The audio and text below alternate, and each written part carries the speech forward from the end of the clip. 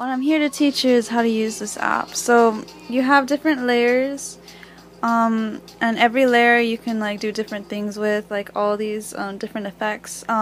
They don't have much like a, say, multiply just makes it like if there's double that layer, so everything just gets kind of dark.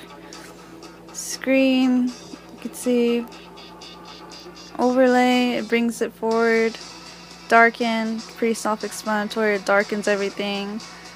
Lightens, dodge, I mean this is basic, you know, this is some basic stuff that you get on like cameras or any like Photoshop program, so it's not that, it's pretty self-explanatory. Hue, the only thing that I really like use, I don't really use these, but I do make sure that I mess around with the layer opacity. So like say like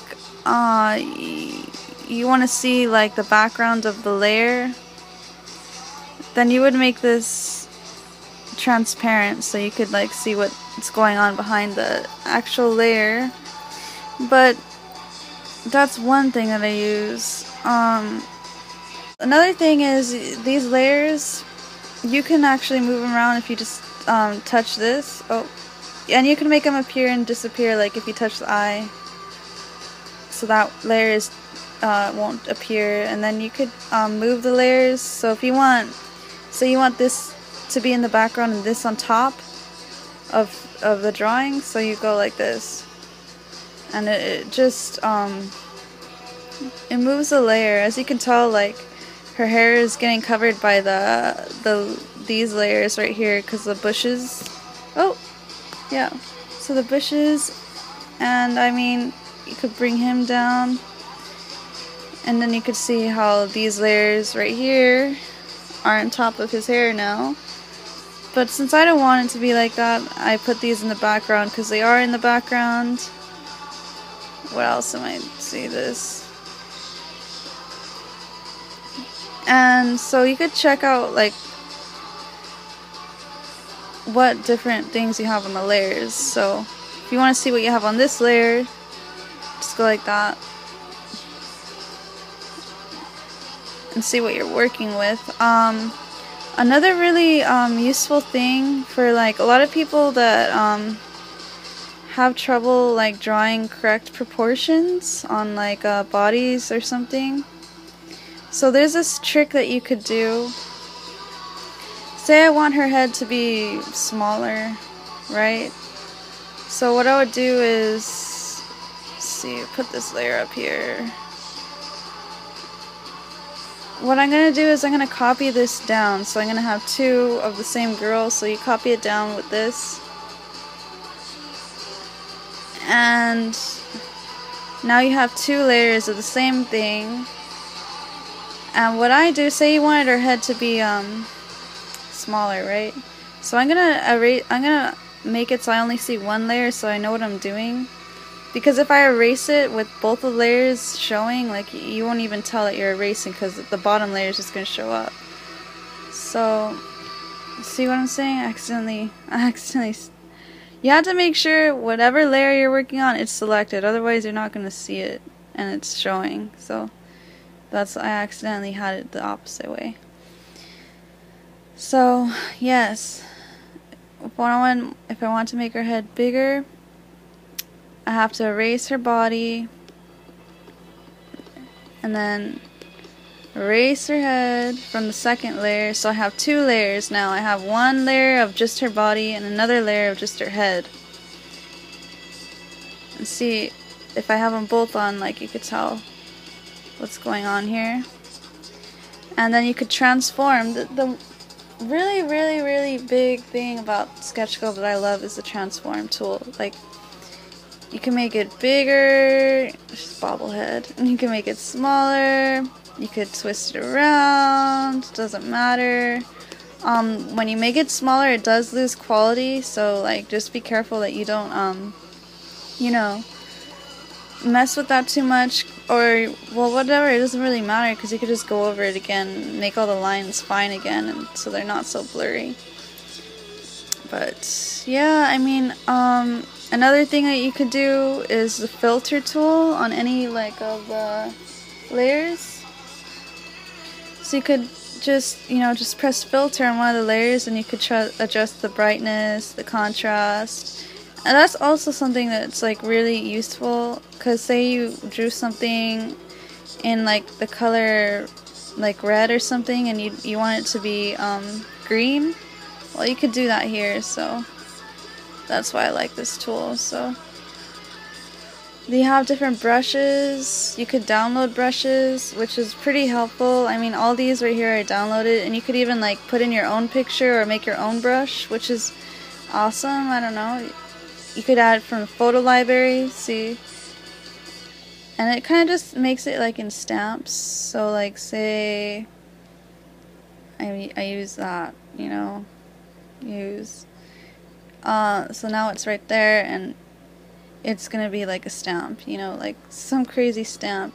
So then you have the other artists that made brushes already on Sketch Club, like fellow users, like this guy Pastor Bob. He's always on Sketch Club. He's like #1, I don't know. He's a really good artist. And just all these different brushes that you can mess with. I mean, I know some people say that's not real art, but you know, you could do a lot of crazy things with this stuff, you know. I say don't hold back. So that's one of the main like good things about this app, is the different brushes that you could use, and you could even put your own brushes in, which is like really cool. And then you have all these right here, like the basics, the sketchy and the smooth are something I always use, as well as the smudge. And the text is something also that I use a lot. You just type in right here, and whatever it is, like, I don't know. And you could change the size, opacity, spacing, velocity, if you wanted to, like, big letters, small letters, and you know, it makes it a little bit less legible if you have it on velocity. Also, if you want it to repeat, it'll repeat, or if you want it to not repeat. Usually I don't like it when it repeats, so I take that off. So see how it's just straight across. And say I put velocity on, it's gonna look crazy. Like, see how it's little and then big? And you could see it more if you had more text, but since I'm just doing this small thing, you can't really, I mean, I don't know. And then you have like another tool that like a lot of people use on this app is Vector. I don't really use it that much, but I have. It's really cool app to use, I mean brush to use. So watch, I'll show you what that does. So Vector, it just makes the lines like smooth, and like you could change it so that it's bigger. Simplified means like say I do this, well, simplify it, make it like less harsh and more curvy, right? So it just makes it really like smooth, but that's not why people usually use this Vector one. Usually they use it because of the fill, and they like to, you know, create smooth shapes just like that. Another thing is the gradient. A lot of people do that too because it adds more, it adds like shading and lighting to it already, so you don't really need to do much. Say like you wanted to do, oh, clear. That's a good one too to know. So you could just delete everything from that layer. Like say I'm doing a horse, right? Or like some sort of animal. Could just do it all in one go. So that's pretty much like the gist of it. Vector is pretty useful. And with every brush or eraser, this is the settings. You could change the size, opacity, hardness. Sometimes it has different, like the grass, you could do more. jitter, you know, and you just mess with it. It's really, and the settings, filters, copy down, merge down is also important. Like, say, so merge down, transform it, it moves both of them, so because it became one layer. That's that. I mean, if you still have any questions, let me know. I'm not sure what else I can show you. Well, I'm gonna show you, like, see the end of when you could preview the recordings that you do, and there's different speeds, and if you have music in your iPad already, then you could add music. This is the only music I have in my iPad, this iPad right now, so I don't have much of a selection, but the app will automatically adjust the length of the speed of the video to the song. So say the song is 4 minutes long, then the speed of the video will adjust itself so that when the song ends, the video ends. So that's pretty useful, and I generally have found that if you upload it to YouTube right away, there's some sort of glitch that's going on, so I would suggest not uploading it to YouTube because it probably won't even be successful. Just export it to your photo library and then upload it to YouTube, and then it'll work. So I really hate that glitch, but you know, it's not that hard to get around. So that's that. I mean, if you need anything else, let me know. I'll show you that.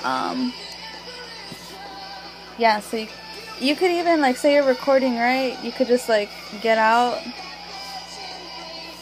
and do other stuff, and then you could get back in. Like, it doesn't matter, you know. Say I'm doing Gmail, I get out again, go back to Sketch Club, and it'll ask you if you want to resume your recording, and say yes.